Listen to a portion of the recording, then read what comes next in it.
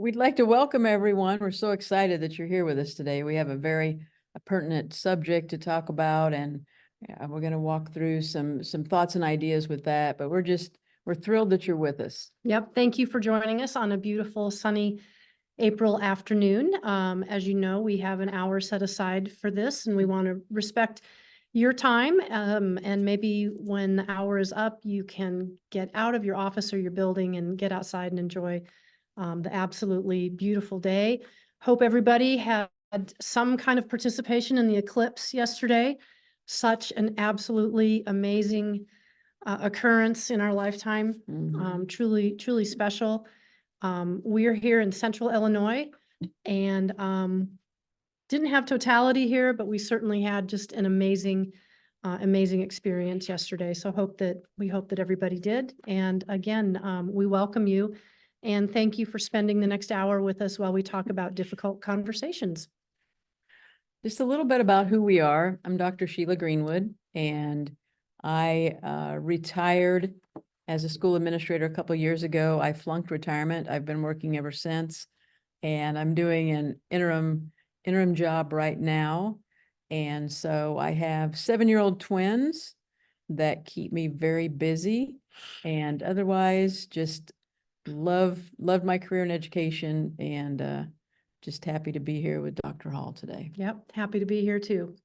My name is Lindsey Hall, and I'm also a retired superintendent. I retired 2 years ago, and I guess in a sense, flunked retirement. Yeah. I wasn't ready to stop working, and I now work part-time at Illinois State University. And Sheila and I also do presentations like this, and also we present some administrator academies in conjunction with IPA as well. So again, just thank you for giving us some of your time today. In looking at the chat box, we have people from, oh, I see a Go Redbirds. All right. Thank you. We agree. Wow. Score. Neither Sheila, are you? Score. No. No, neither Sheila nor I are Redbirds, but I'm a big fan now that I work here. And so good to know that we have some Redbirds there, but we have people from all over Yeah. the state of Illinois. I saw someone log in. Oh, there's someone from Missouri and Arkansas. And Wow. cool. That is This is awesome. more like a almost worldwide audience here. Definitely Very Midwest. cool. Yeah. Yep. So thank you. It's great to have such a diverse crowd. And we hope that this is relevant and pertinent for all of you. So today we're going to take you on a little journey. This presentation is set up kind of like in a book format. So the outcomes for today, first thing is courage, how to have the difficult conversations. And it doesn't matter which part of being an educator that you are in your role. This is an important topic because we all are faced with those at times. The second thing is compassion, that everyone feels cared for. And the third is connections, that we're all part of a larger mission. And those we think are pretty critical. Hey, before we go on, we should talk about the school leaders paradigm, which just coincidentally happens to be nicely framed and posted behind us today. There you go. And if you have interacted with the Illinois Principals Association at all, this there's a name for this shape. Well, paradigm, but this shape has a name and now it escapes me. Yeah. But you're familiar with this as it relates to school leadership. And there are aspects of the school leader paradigm that definitely relate to our topic today. Social intelligence, personal intelligence, systems and culture. And so we're happy that we can link what we're talking about today to this model of leadership from the Illinois Principals Association. Yeah, and it even talks about the planning and the reflection of those things in this. So yeah, there's a lot that has to do with the paradigm. Yep. All right, as Sheila mentioned, we put this presentation together in the format of a book. And so the forward part here, kind of the introduction, is to lay the groundwork with a short discussion about culture. Culture is, as we know, quite the buzzword, lots and lots of books being written about that and shifting the culture and changing the culture. And so we want to just take a few minutes to lay the groundwork there. So a couple of definitions of culture. The first one is that culture is the values, beliefs, behaviors, and outcomes in and of an organization. So take a few minutes just to think about kind of what that looks like in your school district or your organization. What are the values, beliefs, the behaviors of the people, and the expected outcomes of your school district or of your school building? Another definition that comes from Dufour is the assumptions, beliefs, values, expectations, and habits that constitute the norm for that organization. So just a little bit of a different definition, but also centered around the beliefs and values. And again, take a minute, just reflect on what are the habits, what are the traditions, what are the behaviors that people consistently engage in that are rooted in the values of your organization. And a lot of that lays the groundwork for what we're going to go into in terms of talking about having those difficult conversations. It's largely determined by the culture of your organization or your building. And one of the most important things in an organization is trust, and having high levels of trust comes from healthy culture. So these are just a few of the main things that build trust and build healthy culture, and has to do with accepting questions and challenges for good of the organization. And sometimes I think we become a little sensitive, and we just need to understand that not all of those challenges are really challenges. It's just a way some people communicate at times. Taking risks and innovating, time and energy focused on important issues, admitting mistakes and acknowledging weaknesses. Personal information is shared, communication focused on sharing, high levels of trust, and the belief that we can improve efficacy. So those are key things that are going to really increase your trust level, which if you have a high trust level, it does make those conversations a little more easier to come about and easier to be able to really trust the person that they are being sincere in and asking the things or having those conversations that they need to have. Yep. Yeah, trust and vulnerability here are huge pieces of a healthy culture. You look at personal information is shared, you know, not like overly personal, and there's a nice balance. You don't want TMI, but you also want, if you're a leader, you want people to know you as a human being, as someone who has a family, as someone who has a life outside of the job, and to see you something as other than just, you know, the boss or the manager. So your school district or your school building has a culture. The question isn't whether you're going to build a culture, it's already there. It's whether you are going to make a conscious effort as someone in that organization to shape the culture. And again, it's our values, beliefs, and behaviors that make up a culture. It takes a long time to shift a culture, but just know that you have one that exists. And hopefully it's a positive one and a healthy one, like the characteristics that Sheila just described. So difficult conversations are part of how you can shape the culture of the organization and make a conscious effort to do that. A couple of my favorite quotes, our favorite quotes that we like to throw in here about culture. What you permit, you promote. What you allow, you encourage, and what you condone, you own. So that directly relates to, you know, having the difficult conversations that are sometimes so difficult or challenging to have. You don't know the outcome. You don't know how people are going to react. But when you allow behaviors or beliefs or outcomes to slide by when they're really not acceptable, you're saying that that's okay. What you permit, you promote. And this is one of my favorite authors as well, Todd Whitaker. Y'all are probably familiar with his work.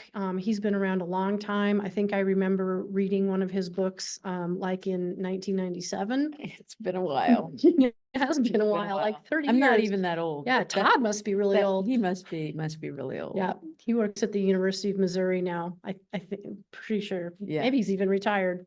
Just great author, great speaker.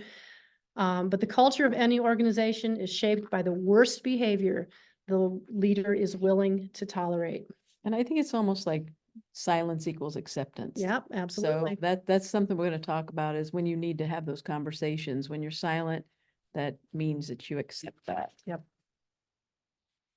So our first chapter that we're going to jump into is courage. And we feel like this is a good starting point when you're looking to become better at having those difficult conversations.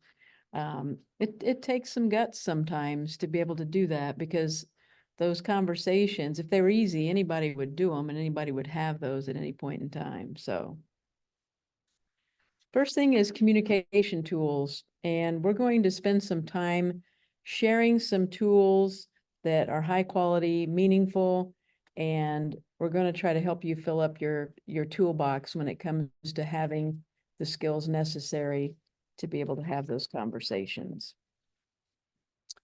So these are some of those things that we're going to help you put in your toolbox today. These are the keys to being a better communicator, whether it's with parents, students, colleagues, administrators, your community stakeholders, all of those people. And as you'll learn, the majority of these are effective with all groups, and other people tend to gravitate to certain types and levels of conversation. So these may be a little more important to some people, groups of people, than they are to others.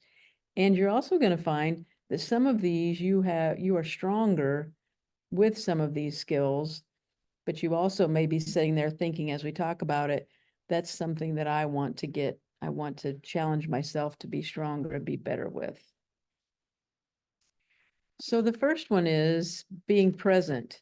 And this picture is not an acceptable way to communicate. No communication here at all. These guys don't even look remotely interested in talking to each other.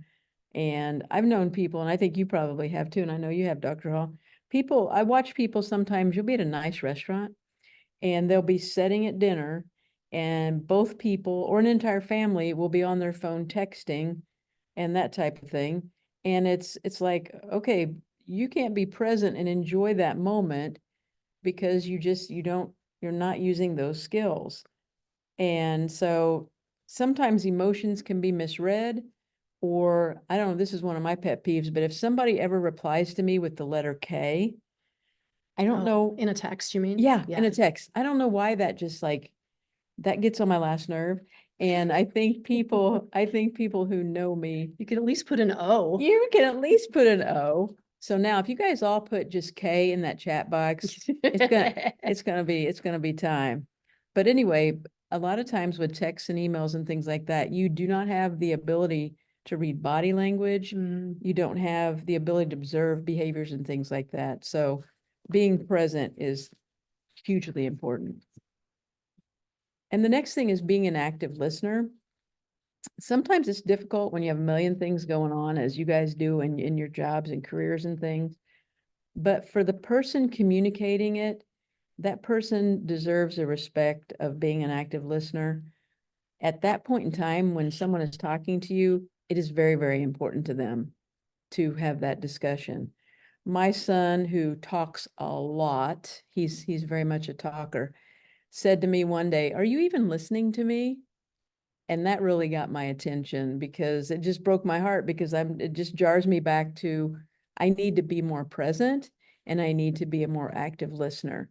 And that means setting your phone down, your devices down, make eye contact, good body language and things like that. But removing the barriers between the two people is really important as well. Just a lot of body language things are very helpful when it comes to being an active listener. So this one has to do with responsiveness. A proper response is often measured in the first 5 to 10 seconds after the initial words are spoken. If that first period of time is not positive, then that can exacerbate the problem. And definitely it does not move you towards a solution. So be aware of that and be on point when someone is asking for your attention. If you cannot give them your full attention, then be honest about that. Set aside a time where you can talk without distractions. For example, you're on lunch duty in the cafeteria and someone comes up and they want to engage you, but the kids are out of the seat. Johnny just spilled chocolate milk all over himself, and the little girl next to him is now crying and looking like she's going to kick his butt because it's all over her favorite unicorn shirt. You cannot have that conversation with someone at that point in time. You are not present. You're not an active listener because you have distractions that you can't avoid. Hmm. So set that time aside and just tell that person, can we meet just right after school, or can we meet right after when the kids go out for recess or whatever? But make sure you're really being a part of the solution and not part of the problem. Visibility, huge, huge, huge topic. And I think this is so important. And it doesn't matter what job we have, being visible is critical. And don't expect people to come searching for you all the time. You need to be out and about. It's really good for the kids to see you talking to each other. It makes them feel safe when they know that their adults in their building are Absolutely. friends, are colleagues, and they work together and that type of thing. So, if you're an administrator, get out in the halls, drop in the classrooms. It just gives the kids a sense of safety. And if you're a para or any other job within the school, that's really just important. They just need to see you and they know that you're a team. So you help set the tone by your sense of nurturing and just being visible with the kids. The next one has to do with honesty and integrity. And these are so important in any setting, but especially schools, and having a high level of integrity can mean that you do the right thing when no one is looking. There are a lot of people that do the right thing when someone is looking, but it has to do with doing that when you're just doing the right thing to be doing the right thing. And honesty can seem like vulnerability when the culture doesn't feel safe.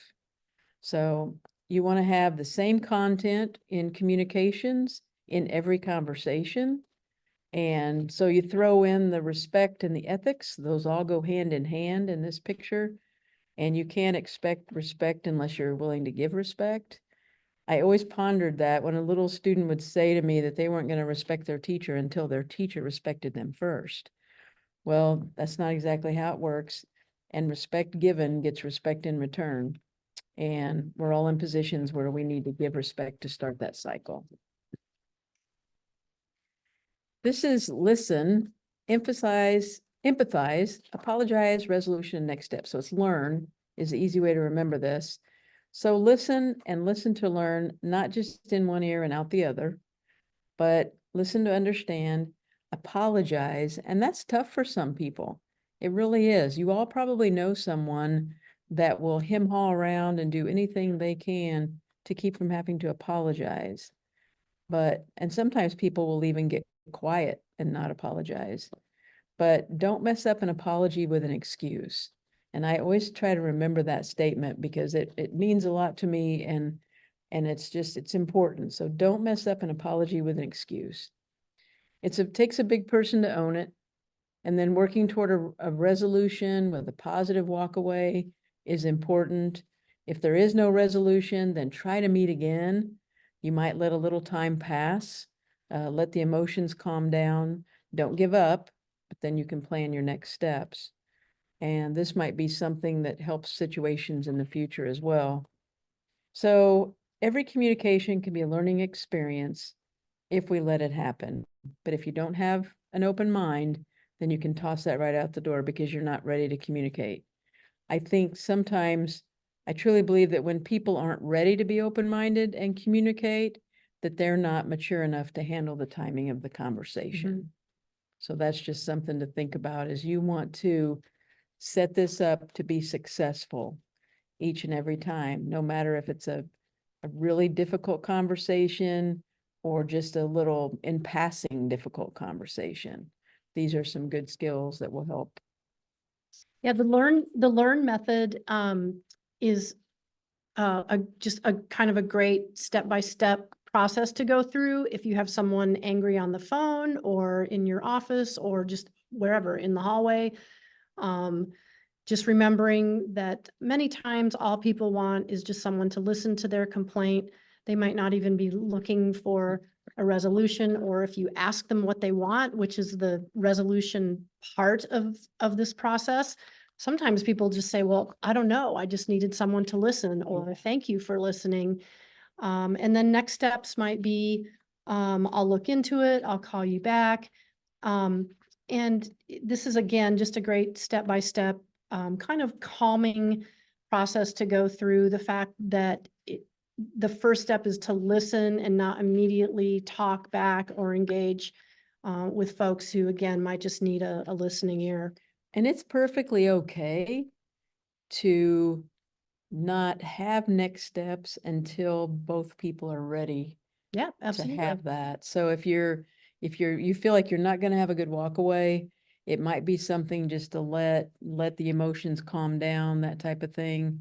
And then I think you can better prepare for next steps, but be cognizant of that and understand that it might not be the other person who needs to let the emotions calm down. It might be me, it might be us. Yeah. That needs to do that as well. Yeah, just taking a peek at the chat. Thank you, Brenda, for that suggestion. The apology in the learn method can literally just be, I'm sorry that you feel that way. And then you're not apologizing for, if this is in the middle of a situation and you don't know what really happened and you're trying to get both sides of the story, just offering that up, yes, can be a very calming approach. And it's a signal to people who might be really fired up about situations that you are listening, and yeah, you're sorry that they're fired up. So thank you for that suggestion. So you can be the best communicator. And like I said, if the other person is not prepared for it, willing to listen, or interested, it's not going to matter if you have every skill set, if you have everything in your mind planned out and that type of thing, it's not going to matter. So, these are things that you can control. The one thing you can control is, did you prepare? And sometimes I think with that, I don't know, Dr. Hall, but once in a while with those types of conversations in the past that I've had to have, I will make myself notes. Oh, yeah. I'll have Sure. bullet points, and because I want to make sure if I'm going to have this difficult conversation, I want to do it once. I don't want to be like, oh, Sheila, you forgot to mention this, right? Yeah, do-overs don't go well. Do-overs do not go well. So you want to make sure that you truly are covering what you need to cover in that conversation. So preparing for that conversation, even knowing that you may not know what they're going to come in with, it helps you to make sure that you get the things covered that you need to get covered, so you don't have to relive this moment. The second thing, did you react instead of a planned calm response? That can be challenging at times, but sometimes it's just stopping. Don't talk, be quiet and listen. Because sometimes people do not, with difficult conversations, sometimes they do not want you to solve a problem. They simply want you to listen.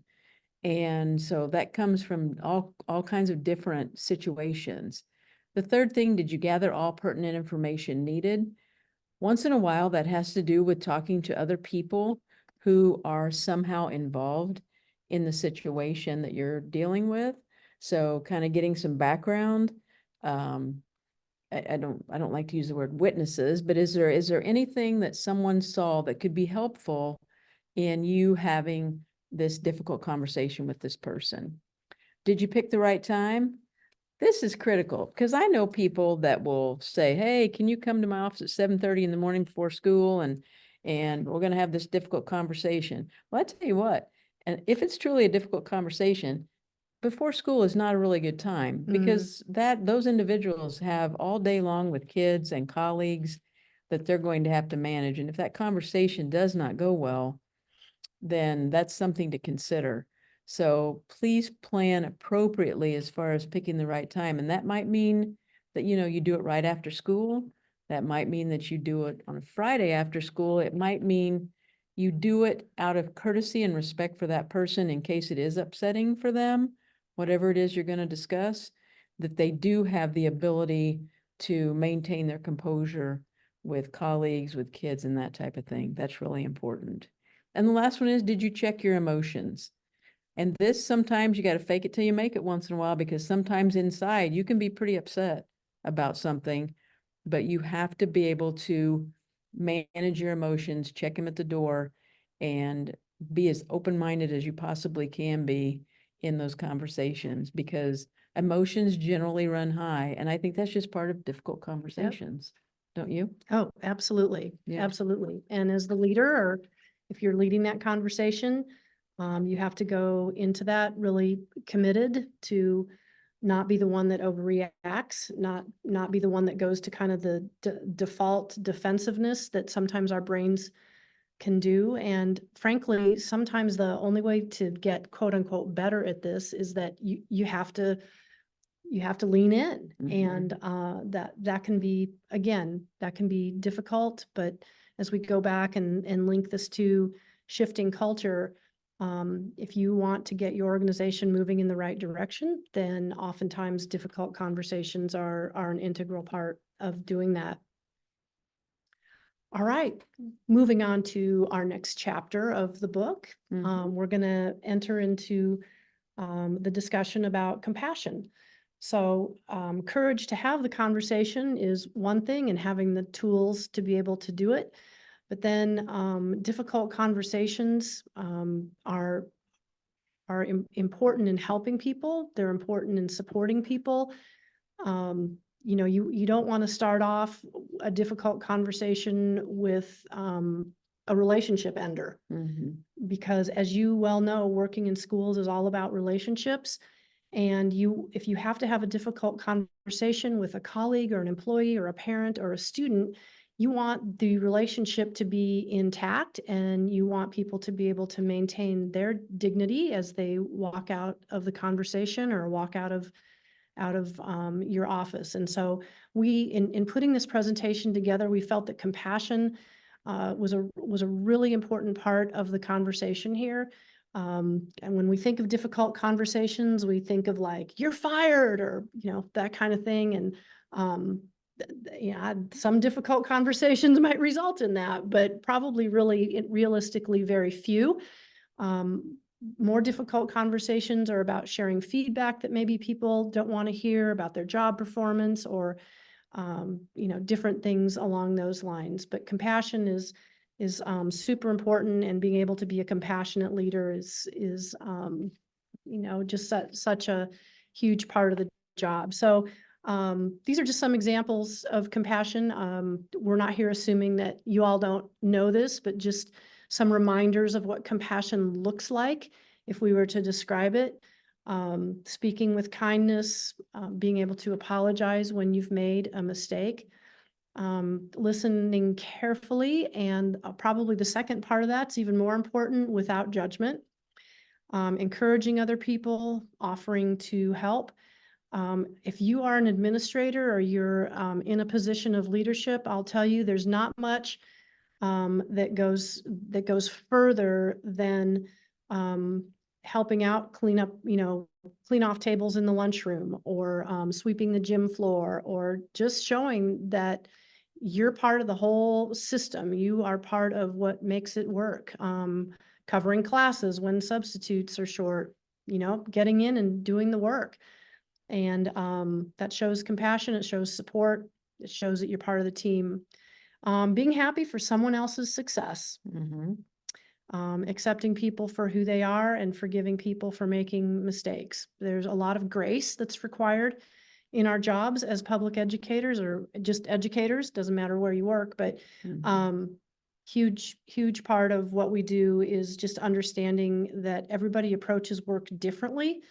You have a huge variety of personalities, backgrounds, and we all have to figure out how to get along, and how to make the place run smoothly, even though we might be really different.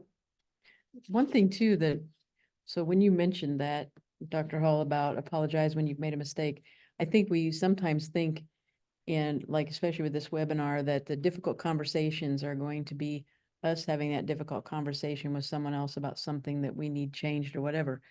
But the whole apologize when you make a mistake, that's a difficult conversation when you have to go to someone and say, I'm sorry, you know, I screwed up. That can be, that can be a very difficult Good conversation, point. you know, so it's kind of a flip. It's kind of a reversal Yeah. of what we think about with that. You know, sometimes. as leaders, when you have to go do that, you know, I mean, I'll just speak personally, like I'm thinking, you know, I'm willing to admit my mistakes, but gosh, I'm thinking, okay, what do I have to, I hope this doesn't break trust. What do I have to do to earn back trust? You know, now this person might think that every decision I make is a mistake, and Mhm. but it engenders trust when you apologize, Yeah. when you've done something wrong or just made a poor decision. It happens. And it's We're so, human. yeah, and it's so encompasses accountability. And that Yeah, could very much be, so. that could be accountability of other people, accountability for us and that type of thing. So it's just, a lot has to do with being held accountable and holding people accountable. So showing compassion during tough conversations can looks like the things that we just mentioned there on that previous slide, but you know, something that if you have to have a difficult conversation with people, some things to really reflect on and take into consideration are things like, where is this going to happen? And is there privacy? You know, is it a situation where if you have an office and you know, you have this conversation in your office, is there like a lot of people who are going to be able to know what's going on? I mean, is there privacy? So location is important. The time, Sheila mentioned that, you know, don't pull someone out of their classroom to have a conversation that causes them for the rest of the day to be worried, be upset, maybe even need to leave. Unless of course it's just a dire emergency, but most of the time these things can kind of planned in advance, and you can kind of respect what the other person is going to go through if they're going to receive difficult information. Think also about the other people who need to be or need not to be in the conversation. Depending on the situation, union representation might be appropriate. Not everybody wants that. Not everybody wants their business known. So just respecting the choices of others to bring people or not bring people to a conversation. And then also just talking about what are the outcomes and what are the next steps. If you have to have a difficult conversation with an employee, almost always, honestly, they're sitting there thinking, am I going to lose my job? I mean, that is one, I've gotten that question, I don't know, at this point in my career, hundreds of times. And so it's very important that you bring closure to a conversation that's difficult, or it's about an employee's job performance or improvement or something like that, by talking about, okay, what does this mean in the context of the organization for your employment? Don't leave people hanging. That's a really hard place to be in if you're the person that's hanging. Yep. So why do we avoid difficult conversations? Well, because we might be angry. Other people might be angry. We like to avoid anger and confrontational things. It's not like, well, I don't know. There's some people that enjoy the drama. Yeah. It can cause stress and worry. You know, if you have one of these conversations coming up and you know that you have to have this conversation, it can drain a lot of energy. It's very uncomfortable. You know, you might not particularly I don't want to say enjoy doing this, but if you're not practiced or it brings some dissonance and discomfort, you might really dislike it. Sometimes people cry. And sometimes that is just a reaction that some other people can't help. I think one of the worst things you can do is say, why are you crying? Well, Yeah. they're crying because they're experiencing variety of emotions. So provide Kleenex, take a pause, but don't criticize it. We also know that people can get super defensive in a conversation like this. And it's important to kind of learn the skills that can dismantle that. And one of the ways that you can dismantle defensiveness is, if you need to, make sure that you prepare and that you bring data and facts to the meeting. Defensiveness is a very emotional, impulsive reaction.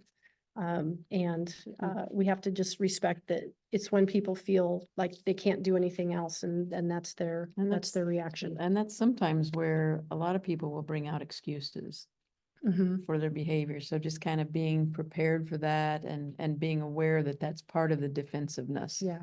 that people do. Yeah. So we're gonna go through some what we call stems, starters, and questions.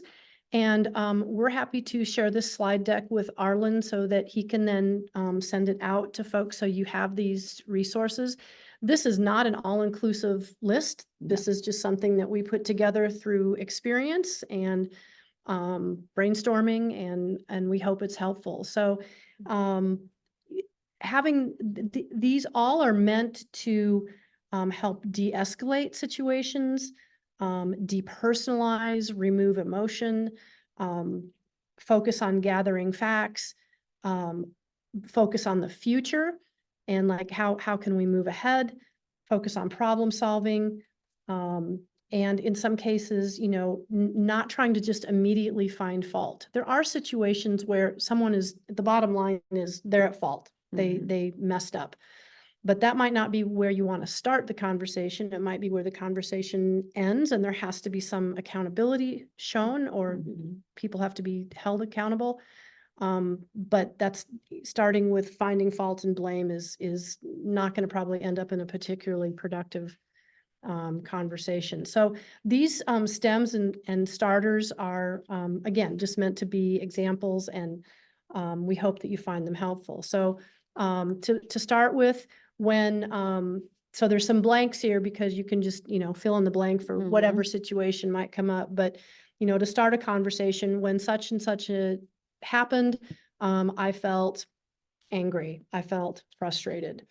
Some of those iMessages. Yeah. Yeah. Yeah. And most of these are kind of focused around that. Not all of them, but hopefully they're helpful. When you did fill in the blank, it made me feel, again, fill in the blank, angry, upset, sad. And you may get in that situation where when you did XYZ, it made others feel. Mhm. So it might be uncomfortable, or Yeah. it might be on edge and that type of thing. Yeah. When you made, whoops, sorry, let me back up here a little bit. Got the chat box open and it covered it up for a second there. When you made, whoops, I guess I already talked about that. Sorry, I'm losing track here. When you made this decision, it caused me to think about. And this way, you're not blaming someone for a decision. You're just saying that when you made this decision, it caused me to think about, you know, these possible outcomes or these consequences. What is the real challenge here for us? Sometimes in a conversation, you're having a conversation and you're not really having a conversation about the thing, Right. whatever the thing is. Right. And so sometimes you know, in the spirit of time and productivity and problem solving, you have to kind of dig a little deeper. This is really kind of a coaching question in a way, but just to try to dig in and say, what are we really talking about here? Or what's the real underlying thing? And hopefully you can get to that. Yeah, because like the first couple were statements. Mhm. And so now this is one of those questions where you might be surprised with how they respond to some of these questions. It may really lead the conversation in a different direction, but it will be enlightening. That's guaranteed. Yep. What is the best possible outcome here? Sometimes it's good to see what people want. It might be totally impossible, but Yeah. then it's off their chest, and you have an idea of kind of the space that they're in at that time. If we say yes to this, what are we saying no to? It is not, you can't give everything to everybody. This is a good example of kind of prioritizing and figuring out, you know, what is the path that we're on. If you work in an organization, you know that sometimes people have a variety of agendas and they might want to get you onto their agenda. But this is a question that kind of brings things back to, so what are we really focused on, and what are our goals or priorities? And I think too, sometimes this type of question leads to past practice and precedents and things like that in how you handle those conversations, those Mhm. difficult conversations. Because chances are you will have that same type of difficult conversation again at some point in time in your career. Yep. Blank makes me feel blank.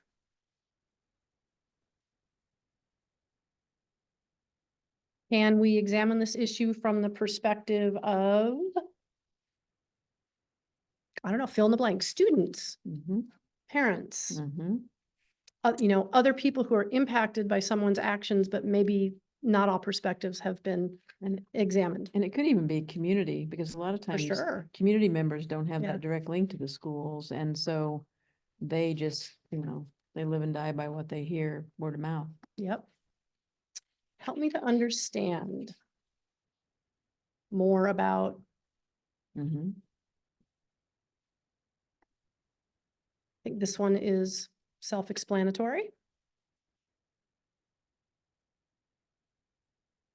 This is always a good one. Sometimes we don't use this as a go-to, but it's okay to say this. You might be asked questions, and it is way better to say this. It might be more difficult, but it is better just to say when you don't have an answer or you need to get information or, Mhm. that you aren't prepared even to make a decision. And you would, in those cases, you are prepared to find some answers just because you don't know. Mhm. That is just being honest in Mhm. that situation, and moving forward, you're going to find that info for that person. Couple other questions that can just open up. And a lot of times if you say, can I help? Often people are like, I'm not sure what that looks like right now. So Mhm. a good follow-up here is, well, think about it and let's revisit that. And so you might need to offer support at a later time. I don't have enough information now to fill in the blank, make a decision. Mhm. Can we get back together after some research? What would happen if we did this? What can we agree on moving forward? This one takes maturity. This one? Yeah, Yeah, it really does. yeah. And it's okay, that can either come from the person initiating the conversation, or you might get it in response. Sometimes people just aren't, they aren't ready. So it's better just to put this out there and Mhm. maybe if it's not an emergency or a crisis, just find a better time. Now people can't just keep saying they're not ready. No, But- not at all. But Uh, sometimes it forces you to be reactive, Yeah. and that's what you don't want to do. Yep. Okay, we're ready to move on to chapter 3. Chapter 3 has to do with connection. And this is really important when it comes to being able to do those difficult conversations. Um, it just really, it has a big impact with that. So I think it's, excuse me, I think it's the most important part. And everyone that's on this webinar has some sort of communications. Majority of those, I'm sure, are positive, but sometimes they're negative, and those things just happen because of relationships and positions you've been put in, that type of thing. But the good news is that those connections are not permanent unless you want them to be permanent. And if a connection is not bringing positivity and light to you, then you need to think about boundaries. And that's an entirely different presentation, but being able to make connections takes a few things like an open mind, curiosity, a sense of teamwork, collegiality, and common goals. So when we talk about teamwork leads to success. And if you show me your friends, I'll show you your future. I'm sure you guys have heard that before. But you all know deep down in your heart that you're working as a team in a positive direction, and you don't want to be a distraction or a detractor from the team's work. So it takes everyone, and I've always said, excuse me, I could miss a day of work, but if my administrative assistant or my custodians missed a day, we all know they secretly run the school. So you know, it's one of those things as far as being a team, teamwork is stepping in when there's a need and you see that there's a need, we all should be willing to jump in and do that. Lunch, if there's a need in the lunchroom, I've been in the lunchroom before and I've been scooping stuff in those trays. And those little kids, they think they have all the power in the world when they can tell you which cubby to put their peas in. And you know, that's important is for them to see you as part of a team, no matter what position you're in, whether you're in leadership, and even people that are not in positions of what we say are leadership positions, you are still involved in leadership. Mhm. Every person in a school district is involved in leadership. So I was fortunate enough to see this firsthand, and I went to San Diego for an educators workshop with the Marine Corps. And what they can accomplish together completely blew me away. And there's no way in the world that they could do any of that without the all-out efforts of their brother or sister beside them. And those are telephone poles, actually, that they are lifting, and they lift them up over their heads and back and forth and that type of thing.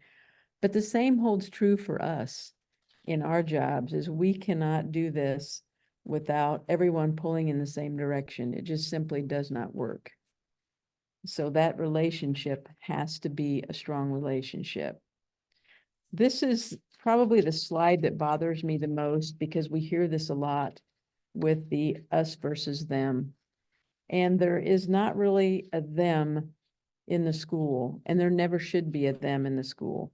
It's teachers are us, kids are us, administrators are us, support staff are us, parents are us. We are all us. And when relationships collapse into them, then kids are ultimately not the priority. And that's when kids become hurt by decisions and things like that, when there's that division, that type of thing. So if at all possible, don't use that terminology again, and knowing that, you know, it can be hurtful for all parts of the organization. I think one of the biggest things we can do when we want change and we know we're part of the process is to own it.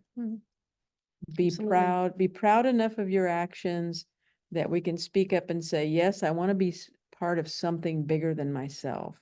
Yes, I've struggled with communication and relationships in the past, but I'm willing to step up and say, I'm going to make this a better situation.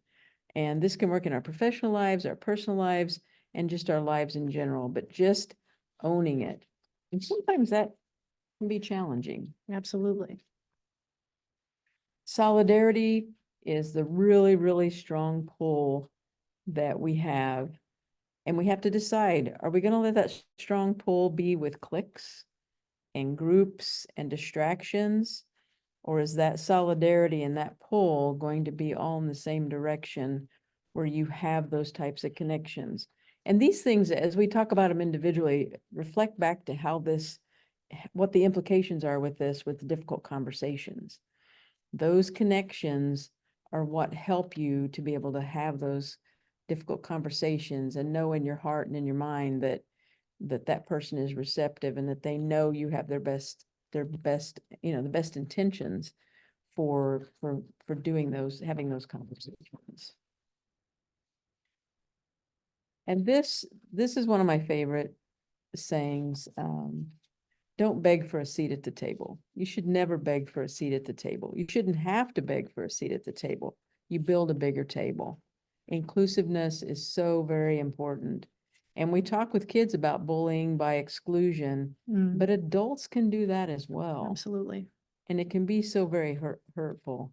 So don't spend time building bigger walls, build bigger tables and invite everyone to the table. So are you a whirlpool that sucks people down to their dark demise, or are you the person that knows by a single, simple action, the ripples can be far-reaching? How do others see you in your role? Are they accurate in their assessment? I don't know why, but I've been terrified of whirlpools ever since I was a little kid. It was from the land of the lost. Saturday morning show. Do you remember that? Yeah, Oh my gosh. favorite. Yeah, it was terrifying. I've always thought, every time I go on a lake, I'm like, this could really happen to me. I don't know, we're showing our age. I know we are definitely showing our age, but it's important that you, as a person in education, that you are a ripple. That is very important. And the next thing has to do, make sure that everybody in your boat is rowing and not drilling holes when you're not looking. This, I think, is critical.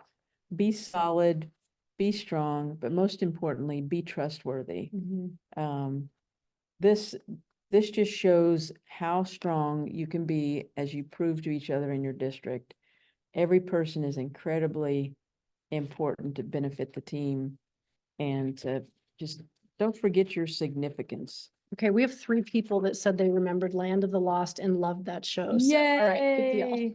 Thank you. I feel better Thank you, now. John, Denise, and Yes, Brenda. yes, thank you. All right, Thank you. Saturday morning classic. I know, slee stacks, Yes, right? yeah, Am I right? Yeah, yes, Yeah, yeah. yes, absolutely. Okay, so something to remember, the level of importance is really high with this.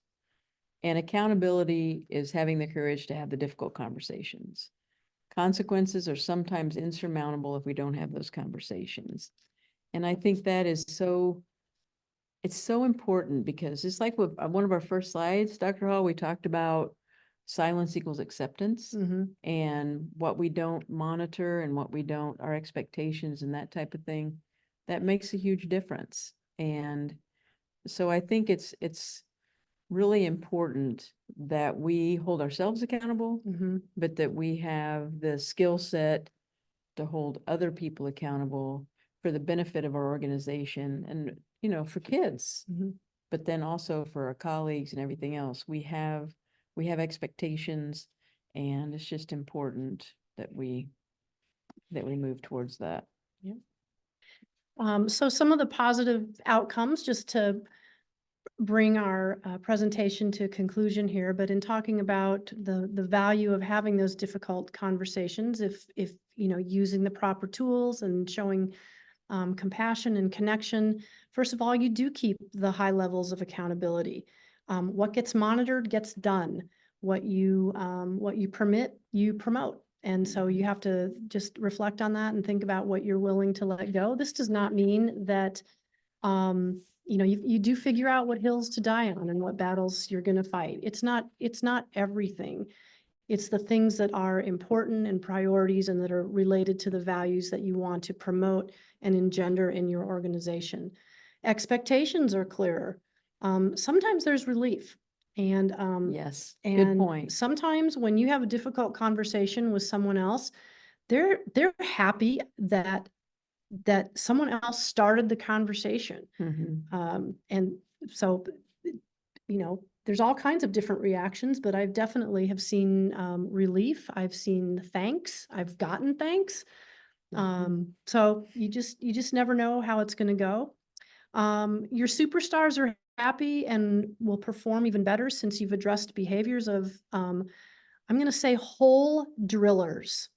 Yes, to drill the hole in that boat, right? Right, yes. Your rowers are going to be happy. Yep. The whole drillers I have been just saw that addressed. term, and I think that's a good term. So, Yes. your superstars are driven, they're rule followers. They want everything to be right. It makes it, they get very nervous in organizations when others are breaking the rules, and they get even more nervous and anxious when that is not addressed. And superstars are the people that are delivering. They're positive parts of the organization and culture.